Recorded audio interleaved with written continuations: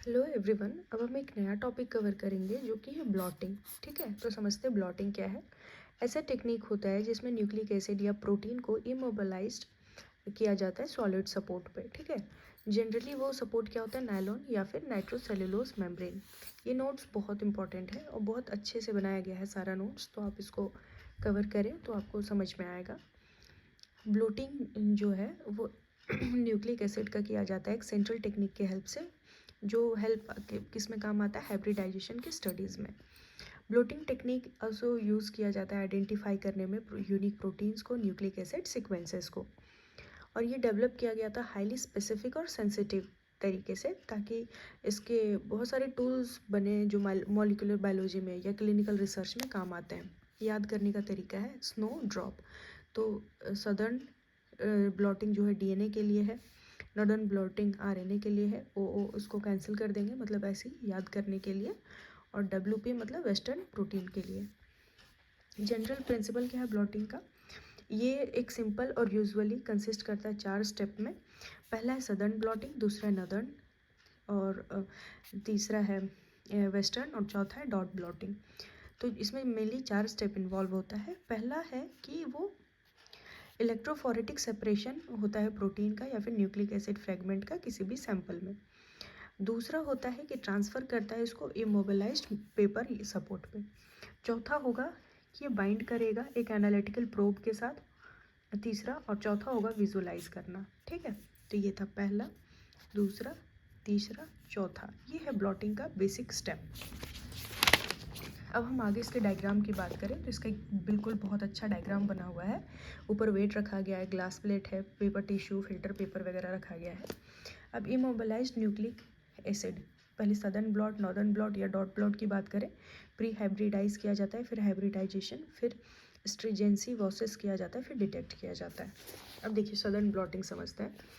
एक सबसे पहला first nucleic acid blotting procedure है, डेवलप किया गया था 1975 में, ब्रिटिश बायोलॉजिस्ट जिनका नाम था एडविन सदर्न, और इसी पे ये नाम आया सदर्न ब्लॉटिंग।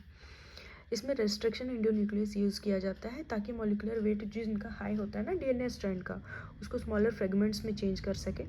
इसमें मिक्सचर को है जो वेल में लोड किया जाता है, जिसमें एगारोस या फिर पॉलीएक्राइल एमाइड जेल, जिसको हम लोग पेज कहते हैं, और वो डाला जाता है और इलेक्ट्रोफोरेसिस का प्रोसेस किया जाएगा। हमें पता है कि डीएनए नेगेटिव होता है, इसीलिए वो एनोड की तरफ, जो पॉजिटिवली चार्ज इलेक्ट्रोड है उसकी तरफ मूव करेगा, और स्मॉलर फ्रेगमेंट्स जो हैं वो हमेशा फास्टर मूव करेंगे। उसके बाद डीएनए सेपरेट होगा और डीनेचर करेगा by exposure of mild alkali, और ट्रांसफ़र होगा नाइट्रोसेल्युलोज और नायलॉन पेपर पे। और ये एग्जैक्ट रेप्लिका बनाएगा डीएनए फ्रैगमेंट का। इसमें एनीलिंग किया जाएगा हाई टेम्परेचर जो कि 80 डिग्री सेल्सियस पे, और 2 घंटे तक यूवी रेडिएशन में रखा जाएगा।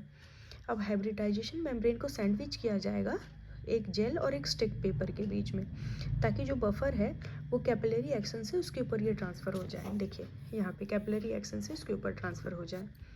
ठीक है, उसके बाद ट्रांसफ़र बफर जो है, जब डीएनए मॉलिक्यूल जो है वो जेल से बफर की तरफ मूव कर जाएगा और मेम्ब्रेन में जाकर इमोबिलाइज हो जाएगा। अब जो नाइट्रोसेल्युलोज और नायलॉन पेपर है वो उसको हम cDNA प्रोब में रखेंगे। तो जब वो प्रोब हाइब्रिडाइज होगा तो कॉम्प्लीमेंट्री डीएनए को शो करेगा, और इसके बाद उसको वॉश करेंगे और एक्सरे फिल्म में ऑटो रेडियोग्राफ डेवलप करके देखेंगे। तो जो स्पेसिफिक बैंड है डीएनए फ्रेगमेंट का वो रिकॉग्नाइज करता है cDNA प्रोब को। अब इसका ड्रॉबैक क्या है कि ये फ्रेजाइल हो जाएगा, क्योंकि नाइट्रोसेल्युलोज मेम्ब्रेन में भी बहुत सॉफ्ट होता है, इस कारण से। एप्लीकेशन क्या है, डीएनए क्लोनिंग में, सदर्न ब्लॉटिंग मेथोडोलॉजी में इसको और देखा जाता है और पढ़ा जाता है। इसका डायग्राम देखिए, ये प्रॉपर एक डायग्राम बना हुआ है, ये बहुत अच्छा डायग्राम है, ये बनाने से आपको मार्क्स बहुत अच्छा मिलेगा। उसके बाद नॉर्दर्न ब्लॉटिंग की बात करेंगे। जो हमने पहले डायग्राम देखा ये नॉर्मल ब्लॉटिंग का है, ठीक, टिपिकल ब्लॉटिंग कैसे होता है। ये जो हमने डायग्राम देखा ये सदर्न ब्लॉटिंग का है। अब हम नॉर्दर्न ब्लॉटिंग समझेंगे। नॉर्दर्न ब्लॉट टेक्निक जो है वो जीन के एक्सप्रेशन को और आरएनए को डिटेक्ट करने के लिए करा जाता है, और नॉर्दर्न ब्लॉटिंग से हम ये पॉसिबल समझ सकते हैं कि सेलुलर कंट्रोल या स्ट्रक्चर फंक्शन, ठीक है, डेवलप किया गया था 1977 में जेम्स एल्विन, डेविड कैम्प और जॉर्ज स्ट्राक के द्वारा स्टैनफोर्ड यूनिवर्सिटी में। ठीक है, इसके स्टेप क्या है, पहले स्पेसिफिक डीएनए को आइसोलेट करेंगे, स्पेसिफिक आरएनए को आइसोलेट करेंगे, फिर आरएनए मॉलिक्यूल को इलेक्ट्रोफोरेसिस में डालेंगे, ब्लोड ट्रांसफ़र करेंगे, ठीक है। और उसमें ये याद रखिएगा एक डाइजोबेंजाइल ऑक्सीमिथाइलिक पेपर होता है, ठीक है, क्योंकि आरएनए जो है ना इसलिए बाइंड नहीं कर पाता है नाइट्रोसेलुलोज पेपर से, इसे या फिर नाइलॉन मेम्ब्रेन से, इसलिए यहाँ पे डीबीएम पेपर का यूज़ किया जाता है। उसके बाद इसको प्रोब से लेवल करेंगे, हाइब्रिडाइज करेंगे आरएनए से मेम्ब्रेन पे, और आरएनए वास होगा और इंश्योर करेगा कि प्रोब जो है वो स्पेसिफिकली बाइंड कर चुका है। यहाँ पे ना एक ट्राइजोल मेथड का हम बात करेंगे जो रेड टू पिंक कलर में चेंज होगा। तो इसमें अलग अलग मेथड है ट्राइजोल मेथड में। ट्राइजोल ये इसी के अंदर आता है, ठीक है, तो ये ऑप्शनल है, इसको आप नहीं भी देखें तो चलेगा। अब इसके एप्लीकेशन की बात करें तो ऑब्जर्व हेल्प करता है कि पार्टिकुलर जीन एक्सप्रेशन पैटर्न को, टिश्यूज़ को, और कैसे उसके बाद स्मॉल चेंजेस को भी डिटेक्ट कर लेता है। डिसएडवांटेज क्या है कि फॉर्मल्डिहाइड रेडियो एक्टिव मटेरियल जो है वो हार्मफुल होते हैं। वेस्टर्न ब्लॉटिंग को हम लोग इम्यूनो ब्लॉट भी कहते हैं, वो हमारे पास नेक्स्ट ब्लॉटिंग है। ये स्पेसिफिक प्रोटीन को पता करने के लिए हेल्प किया जाता है। इसमें पॉलीएक्राइलेमाइड जेल का यूज़ किया जाएगा और नाइट्रोसेलुलोज और नाइलॉन मेम्ब्रेन का। इसको दिया था डब्ल्यू नील ने 1981 में। इस पहला है टिश्यू प्रिपेयर किया जाएगा, ठीक है, प्रोटीज और फॉस्फेट इनहिबिटर्स को ऐड किया जाएगा ताकि डाइजेशन ना हो। उसके बाद जेल इलेक्ट्रोफोरेसिस, जिसमें एसडीएस पेज का मेंशन किया गया है नाम, जो प्रोटीन को कवर किया जाता है नेगेटिवली चार्ज एसडीएस से, ठीक है, ताकि वो पॉजिटिवली चार्ज इलेक्ट्रोड की तरफ मूव कर सके।